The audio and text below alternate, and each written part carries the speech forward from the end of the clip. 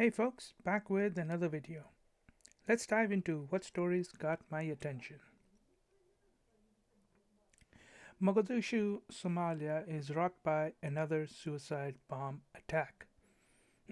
16 people were killed, 11 of them were victims, and 5 were the assailants. An additional 18 people were injured. And just like the last suicide attack, this one was also claimed by Al Shabaab.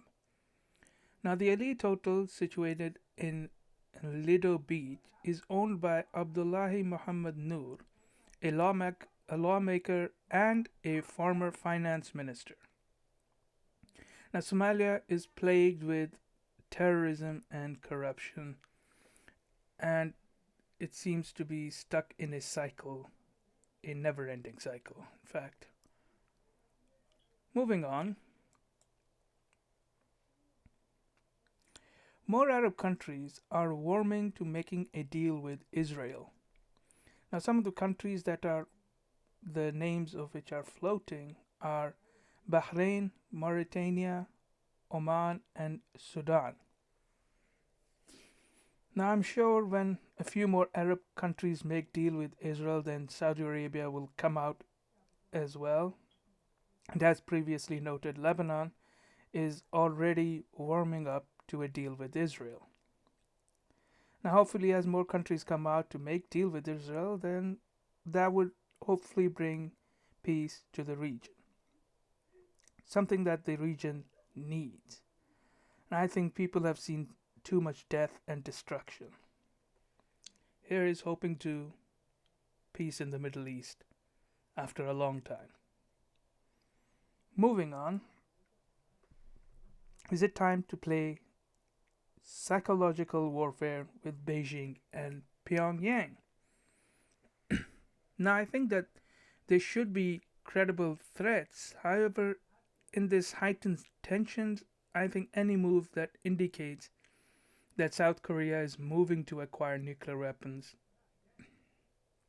would push the Beijing and Pyongyang to react. However, it is unknown if the hawks will dominate or the doves in their respective countries. Personally, I am against the proliferation of nuclear arms. Any proliferation would push other neighboring countries to also push for acquiring nuclear arms. Now, in my opinion, we must not step into this kind of mess. Moving on, some good news. Now, Taiwan has renewed its order to the pilots to not shoot first. Now, as more countries in the region reaffirm their commitment to reduce the risk of accidental warfare, I welcome the Taiwan government's decision. However, I think the message clearly is aimed at both Beijing and Washington. And I think it's good for both. For Beijing, they can be assured that Taipei would not cause any trouble, and Washington can go to the election with one less issue to cause any unpredictable problems or complications. And finally, President Alexander Lukashenko has offered an olive branch to the protesters. Now, Lukashenko said that he would be willing to hand over power after a referendum. Now, bear in mind that Lukashenko has ruled for 26 years, and I think he has overstayed his welcome. And for whatever reason, there seems to be that once a ruler rules for such a long time, there is some kind of a psychological attachment, some sort of like a messiah complex or any number of these complexes where they think that they're the only one that are making sure that the country does not go off the cliff.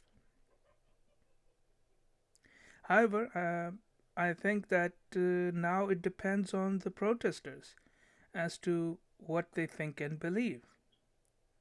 Uh, will the protesters go for a referendum or will they persist on his resignation? Now, my gut feeling is that the protesters will push for resignation. So, what do you think? Write in the comments below. Now, that's it for this video. If you liked the video, then hit that like button and hit that subscribe button for future updates. I will see you in the next video.